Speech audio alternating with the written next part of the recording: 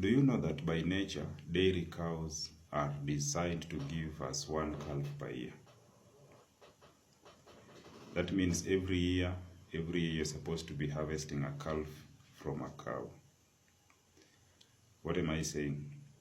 Assume you serve your cow, assume your cow gives birth, assume your cow gives birth in January 1st.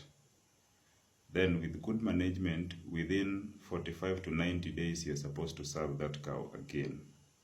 The healing shall have taken place.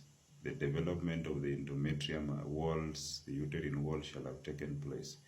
So let me assume that you are doing proper and good management, and you served that cow 60 days after calving.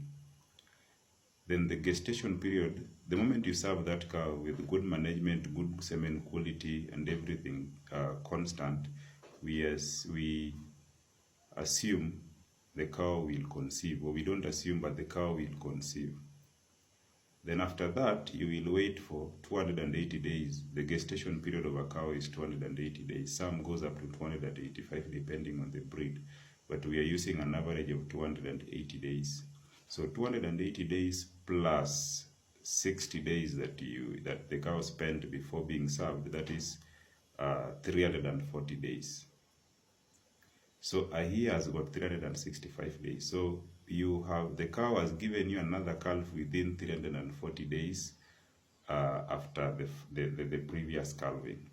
Then from there you wait for the next, within 90 days you serve the cow again, so that the next calf will roll into the next year. Then you proceed like that. Then you realize that the cow will be giving you one calf per year. Some people tend to wait. You're just comfortable, the cow taking 2 years without giving you a calf, you're just comfortable.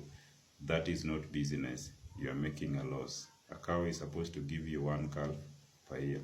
Something that also I need to mention is that when you're doing milking, you're supposed to milk the cow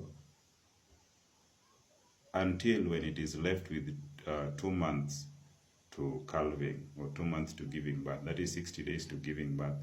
That is when you are supposed to stop milking. The lactation period of a cow is supposed to be 305 days. So it means in a year of 365 days, you're supposed to milk for 305 days.